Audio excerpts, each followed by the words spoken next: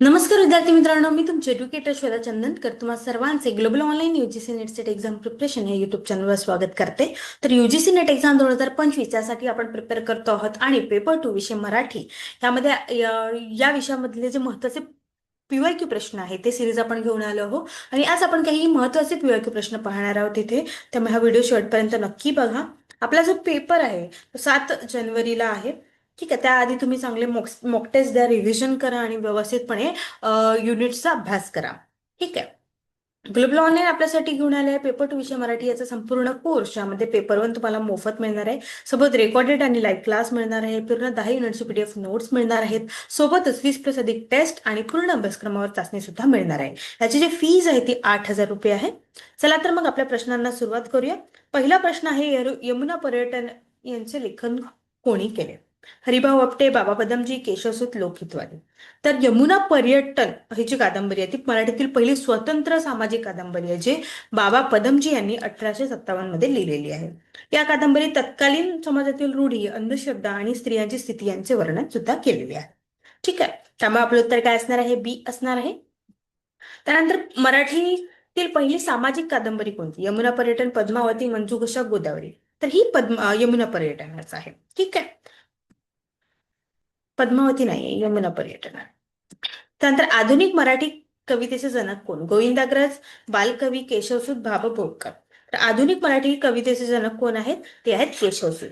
तर कविवर्य कृष्णाजी केशव दामले असं त्यांचं नाव आहे आणि त्यांनी वर्षानुवर्ष एकाच विशिष्ट पद्धतीने रचना केलेली आहे. कवितेला स्वच्छंद आणि मुक्त रूप सुद्धा त्यांनी दिलेले आहे.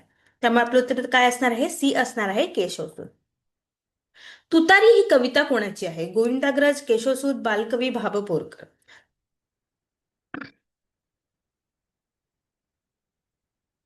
तर तुतारी ही जी कविता आहे ती केशवसूत यांची आहे. ठीक आहे, त्यामुळे आपलं उत्तर काय असणार आहे? बी असणार आहे. त्यानंतर स्वातंत्र्योत्तर मराठी साहित्याची प्रमुख वैशिष्ट्य कोणती? भक्ती, राष्ट्रवाद, प्रयोगशीलता, परंपरावाद. तर स्वातंत्र्योत्तर मराठी साहित्याची प्रमुख जी वैशिष्ट्य आहे ती आहे प्रयोगशीलता.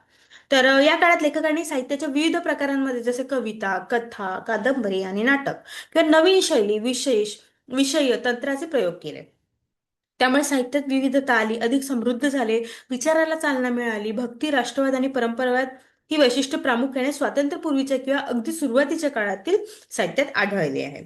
ठीक आहे, त्यामुळे आपलं उत्तर काय आहे? प्रयोगशीलता हे प्रमुख मराठी साहित्याचे प्रमुख वैशिष्ट्य आहे. त्यानंतर दलित साहित्याचा उदय कोणत्या दशकात झाला?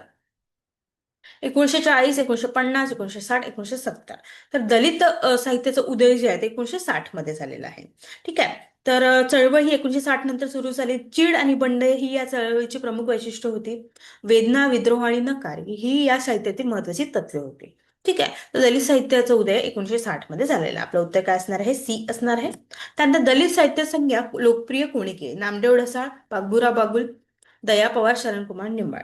तर दलित साहित्य हा भारतीय लेखनाचा एक प्रकार आहे, जो जाती आधारित दडपशाही आणि पद्धतीवर शीर भेदभावाच्या संबंधित दलित समाजाचे जीवन, अनुभव आणि नुसार संघर्षावर केंद्रित आहे. जेव्हा मी जात चोरली होती हा कथासंग्रह बाबुराव बागुलचा आहे आणि ते कोणी लोकप्रिय केली? ते केली बाबुराव बागुले. ठीक आहे, त्यामुळे आपलं उत्तर असणार आहे हे बी.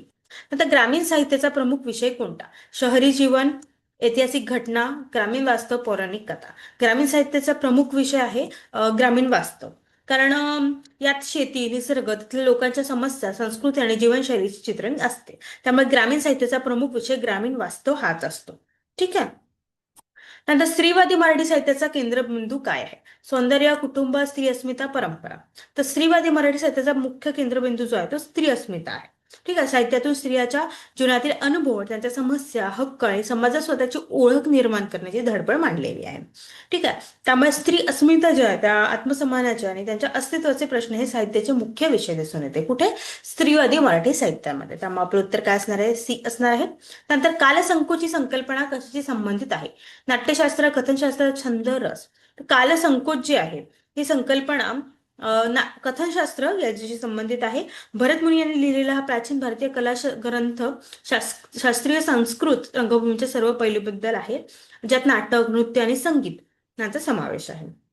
ठीक आहे, त्यामुळे आपलं उत्तर काय असणार आहे? बी असणार आहे. अशा पद्धतीने आपण काही महत्वाचे पीओके प्रश्न पाहिलेले आहेत, जे तुम्हाला अभ्यासाला नक्कीच मदत होईल आहे. जर का तुम्हाला आमची नवीन बॅच जॉईन करायची असेल तर तुम्ही दिलेल्या नंबरवर संपर्क करू शकता किंवा ग्लोबल ऑनलाईन अभ्यास वरून डाउनलोड करू शकता. खूप खूप धन्यवाद.